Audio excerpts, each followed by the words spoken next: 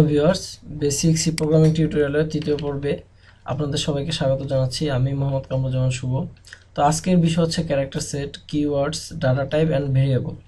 তো আজকের বিষয়টি অত্যন্ত গুরুত্বপূর্ণ, কেননা আজকে আমরা সি প্রোগ্রামিং ল্যাঙ্গুয়েজ আমরা যে লিখব সেটা কিভাবে লিখব এবং তার মধ্যে কি কি বিষয়াবলী রয়েছে এবং ল্যাঙ্গুয়েজটা লিখতে কি কি ক্যারেক্টার আমরা ইউজ করব, কি কি কিওয়ার্ড ইউজ করব, কি কি ডাটা টাইপ ইউজ করব এবং আমরা কিভাবে ভেরিয়েবল লিখতে পারি সে সম্পর্কে আজকে একটা পরিপূর্ণ ধারণা দেওয়ার চেষ্টা করব আপনাদের। তো আশা করি আপনারা সবাই মনোযোগ দিয়ে টিউটোরিয়ালটি দেখবেন বা বুঝবেন। তো চলুন শুরু করা যাক। তো আমি আপনাদের জন্য একটি ওয়ার্ড ফাইল তৈরি করে রেখেছি, যেটা হচ্ছে এখানে আমার ক্যারেক্টার সেট ইন সি, আমার সি এর মধ্যে বা সি প্রোগ্রামিং ল্যাঙ্গুয়েজের মধ্যে কি কি ক্যারেক্টার আমরা ইউজ করব বা ইউজ করতে পারবো সেগুলো এখানে দেওয়া রয়েছে। যেমন আমরা lower case letter, upper case letter, digit, special characters এবং হোয়াইট স্পেস, এগুলো সব কিছু ইউজ করতে পারবো। এবং কিছু কিছু বিষয় রয়েছে, যেমন স্পেশাল স্পেশাল ক্যারেক্টার্সগুলোর কি মিনিং বা নাম সেটা আমরা দেখতে পারবো। যেমন আমরা যখন এটাকে বলি স্টার, তখন এটা আসল নাম হচ্ছে অ্যাস্টারিস্ক। যখন আমরা ফার্স্ট ব্র্যাকেট বলতাম তখন এটা মেইন নাম, যেটা হচ্ছে সি ল্যাঙ্গুয়েজে বলা হয় লেফট প্যারেনথিসিস। তো এগুলো আমরা একটু দেখে নিব। আর এই ওয়ার্ড ফাইলটা আমি টিউটোরিয়ালের সাথে সংযোজন করে দিব, আশা করি আপনারা পেয়ে যাবেন। তো এরপর আমরা যে বিষয়টা সম্পর্কে জানবো, যে ডাটা টাইপ, খুবই ইম্পর্টেন্ট একটা বিষয়, যেটা না জানলেই নয়। তো ডাটা টাইপ সম্পর্কে আমরা আগেই বলেছি যে ডাটা টাইপ আসলে ইউজ হয়, আমরা ইউজ করব বিভিন্ন ভেরিয়েবল ডিক্লেয়ার করার সময়। সেটা আমরা পরবর্তীতে দেখব। এবং আমরা যখন ফাংশন লিখব তখন আমাদের একটা অবশ্যই ডাটা টাইপ কি বলে দিতে হবে, যে মানে এটার বৈশিষ্ট্যটা কেমন বা এটা কোন ধরনের ভ্যালু বা মান নিবে বা রাখবে সেটা আমাকে আগেই সেট করে দিতে হবে। তাহলে এখানে আমি ইন্ট যেটা সম্পর্কে বলেছিলাম যে এটা একটা ইন্টিজার টাইপের ডাটা টাইপ। তো এখানে আমার ইন্টিজার টাইপের ডাটা টাইপ রয়েছে, হ্যাঁ ইন্ট। এবং আপনারা যদি পাশে দেখতে পারেন তাহলে এখানে দেখবেন যে স্টোরেজ সাইজ এটা আপনার বাইটে দেওয়া আছে এবং রয়েছে রেঞ্জ, অর্থাৎ এটার ব্যাপ্তিটা কতটুকু বা এটা কতটুকু মেমোরি আপনার নিবে তা বলে দেওয়া আছে। যেমন আমার যদি ক্যারেক্টার টাইপের কোনো বা 4 দিয়ে বোঝাচ্ছে ক্যারেক্টার, আর এই ফ্লোট দিয়ে বোঝাচ্ছে ফ্লোটিং পয়েন্ট, অর্থাৎ আপনার দশমিক বা ভগ্নাংশ। ডাবল হচ্ছে ফ্লোটের মতোই, কিন্তু ফ্লোটে হচ্ছে আপনার কি দেখুন মেমোরি সাইজ 4 আর ডাবল হচ্ছে 8। তো চার ক্যারেক্টারটা কিভাবে ইউজ করে ক্যারেক্টারটা, সেটা আপনাকে যদি বলি যে চার, যদি আমি এখানে চার একটা ডাটা টাইপ, এবং সেটা যদি তার আগে আপনাদের আমি ভেরিয়েবল সম্পর্কে কিছু আলোচনা করে নিই। এখানে আমার আস্কি ভ্যালু সম্পর্কেও কিছু কথা রয়েছে, তো আমরা এটা পরে দেখব। তো প্রথমে যদি আমরা একটা ভেরিয়েবল ডিক্লেয়ার করি, যে ভেরিয়েবলটা আসলে কি, ভেরিয়েবল হচ্ছে যার মধ্যে মান থাকে। যেমন আমি যদি এখানে 4 এ লিখি, তাহলে এই এর মধ্যে কি হবে, যে ক্যারেক্টার টাইপের ভ্যালু রাখা যাবে। মানে আমরা একটা ডাটা টাইপ লেখার পর আমরা যদি কিছু লিখি তাহলে সেটা আমার ভেরিয়েবল হিসেবে গণ্য হবে। এবং ভেরিয়েবলের মধ্যে আপনি আন্ডারস্কোর ইউজ করতে পারবেন এবং ডিজিট ইউজ করতে পারবেন, কিন্তু আপনি প্রথমেই ডিজিট দিয়ে কখনোই শুরু করতে পারবেন না। দেখুন আমরা কিন্তু এখানে ইরর দেখাবে, যদি আমি এটা প্রোগ্রামটাকে রান করতে চাই, দেখুন এখানে ইরর দেখাচ্ছে, কারণ আমরা কি এটা কখনোই করতে পারবো না। এখন আমরা আন্ডারস্কোর দিয়ে করতে পারবো, তাহলে আমাদের আর কি ইরর থাকবে না। আন্ডারস্কোর দেওয়া যাবে এবং আপনি সংখ্যা ইচ্ছা করলে কি পরবর্তীতে সংখ্যা দিতে পারেন, এতে কোনো বাধা নেই। এবং এছাড়া আপনি কোনো স্পেশাল কিওয়ার্ড ইউজ করতে পারবেন না, যেমন এম্পারসেন্ট, সাইন কে, এগুলো ইউজ করতে পারবেন না। তার মানে বোঝা গেল। এবং লোয়ার কেস এবং আপার কেস এর মধ্যে তফাৎ রয়েছে, যেমন আমার এই এ এবং এই এ স্মল এ, এই দুটার মধ্যে তফাৎ রয়েছে। এটা হচ্ছে বলা হয় যে কেস সেন্সিটিভ, অর্থাৎ আপনার বড় হাতের অক্ষর এবং ছোট হাতের অক্ষরগুলোকে আলাদা আলাদাভাবে সেটাকে ভেরিয়েবল হিসেবে গণ্য করবে। তো ক্যারেক্টার টাইপের চার কি করবে, যে আমরা আমাদের মেমোরিতে সে কত বাইট জায়গা নিবে। তো আপনারা জানেন হয়তো যে আমাদের কি 1 বাইট সমান 8 বিট, আমাদের 1 বাইট সমান কত 8 বিট। তাহলে এই 1 বাইট ইকুয়ালস টু 8 বিট কিভাবে আসলো, যে আমরা যদি 1 বাইট হিসাব করি তাহলে এর কি 8টা বিট। তো বিটগুলোকে আমি যদি একটা একটা করে ঘর দিয়ে আমি চিহ্নিত করি 8টা বিট, তাহলে প্রত্যেকটা ঘর হলো একটা কি এক একটা বিট। এবং এই 8টা বিট মিলে তৈরি হয়েছে কি একটা বাইট। তো আমরা বলি আমাদের কম্পিউটার 32 বিট বা 64 বিট, তা আসলে এগুলো হচ্ছে কি আমরা মেমোরির স্পেস সম্পর্কে বলি, যে আমাদের কম্পিউটারের অপারেটিং সিস্টেম কতটুকু জায়গা নিয়ে বা কিভাবে এটা ব্যক্তি 32 বিট পরিসরে না 64 বিট। তো আমরা এখন দেখবো যে কিভাবে এগুলোর মধ্যে মান আসলে রাখে। যেহেতু আমরা যদি কম্পিউটারকে বলি এ, সে তো বুঝবে না আসলে এ কি, কিন্তু তার জন্য একটা আস্কি ভ্যালু বা একটা মান নির্ধারণ করে দেওয়া আছে। যদি আমরা আমাদের সিম্বলকে বলি এ, তাহলে এ এর জন্য আমাদের আস্কি ভ্যালু কত 65।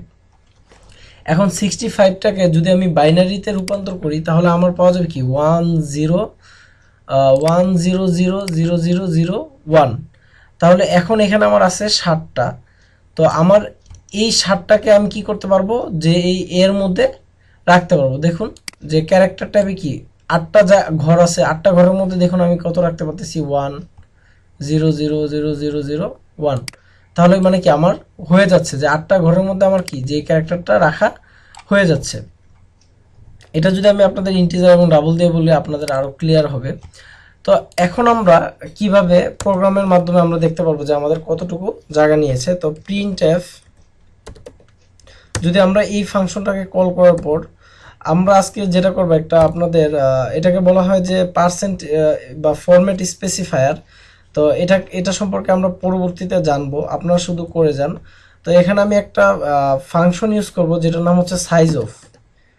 এই সাইজ অফ ফাংশনটা দিয়ে আমার কাজ হবে কি, আমরা যে এই যে 4 টাইপের এটা কতটুকু জায়গা নেয় সেটা আমরা দেখব।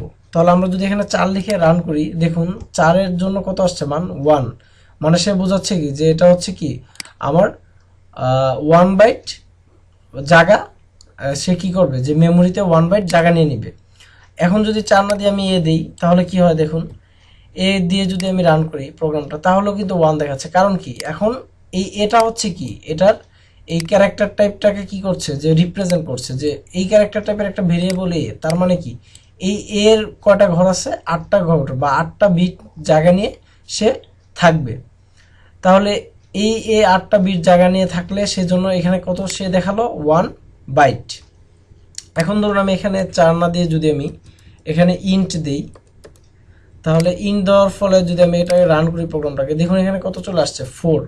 তাহলে আমার কি বুঝতে পারলাম যে ইন্টিজার কি করে, যে 4 বাইট জায়গা নেই। আমরা যদি আমাদের ওয়ার্ড ডকুমেন্টে ফিরে যাই এবং যদি আমরা দেখি যে এখানে আমাদের টেবিলের মধ্যে ইন্টের জন্য বাইট হিসেবে কত দেওয়া আছে, বাইট হিসেবে দেওয়া আছে 2। তো এটা আসলে 2 হবে না, এটা হবে আসলে 4। তো আমরা যদি আবার ফ্লোট টাইপের ক্ষেত্রে দেখি, ফ্লোট হচ্ছে দশমিকের জন্য ফ্লোট। তো ফ্লোটটাকে যদি আমি করাই, তো এখন যদি আমি রান করি ফ্লোটটাকে, তাহলে দেখুন এটা 4 চলে আসছে এবং আমাদের ওয়ার্ড ফাইলে কি লেখা আছে যে হ্যাঁ স্টোরেজ সাইজটা কি 4। তো এভাবে আমরা প্রত্যেকটা বের করে দেখতে পারবো এবং প্রত্যেকটার জন্য আলাদা আলাদা ভ্যালু পাবো, যেগুলোতে আলাদা আলাদা ভ্যালু আছে। তো ফ্লোট এবং ডাবল একই হওয়া সত্ত্বেও ডাবলে কত হচ্ছে আমাদের 8। তাহলে ডাবলেরটা যদি আমরা চেক করি, দেখুন ফ্লোটেরটা কত আসছে 4। এখন যদি আমি ডাবলেরটা চেক করি, ধরুন আমি আবার নিউ একটা লাইনে গিয়ে কাজ করব, তাহলে আমি লিখলাম ডাবল বি। তাহলে আমার এখানে ভেরিয়েবলটা কি, ডাবলের ভেরিয়েবলটা হচ্ছে বি। এখন যদি আমি এই লাইনটাকে কপি করে আবার পেস্ট করি এবং এখানে এর পরিবর্তে আমরা কি দিয়ে দিই, বি দিয়ে দিই, তাহলে এখন যদি আমি প্রোগ্রামটা রান করি দেখুন আমাদের কি আসবে 4 and 8, কিন্তু একসাথে লেখাটা চলে আসাতে কি আমরা বুঝতে পারছি না। তাহলে আমরা এখানে একটা কি কাজ করে দিব, যে আমরা এখানে আরেকটা প্রিন্টএফ করে দিব, কিন্তু এই প্রিন্টএফ এর মধ্যে কিছু করব না, আমরা জাস্ট একটা নিউ লাইন প্রিন্ট করব। এটা নিউ লাইন প্রিন্ট করার জন্য আমাদের লাগবে হচ্ছে \n। তো আমরা কি করব, এখন প্রিন্টএফ এর মধ্যে আমরা \n দিব। তো \n দেওয়ার পর এখন যদি আমরা প্রোগ্রামটা রান করাই, দেখুন আমাদের কি 4 এর নিচে 8 চলে এসেছে। মানে কি, মানে এই প্রোগ্রামটার কাজ হয়েছে কি, এখানে সাইজ অফ এ এর মানটা প্রিন্ট করেছে, প্রিন্ট করার পর সে কি করলো, যে এই নিচের লাইনে চলে আসলো এবং সে একটা নিউ লাইন প্রিন্ট করলো, এটাকে বলা হয় নিউ লাইন। আপনারা যদি এখানে আসেন তাহলে আপনারা স্পেশাল ক্যারেক্টার মধ্যে দেখা যেত, কিন্তু এখানে আপনাদের নিউ লাইন আমি দেখাচ্ছি।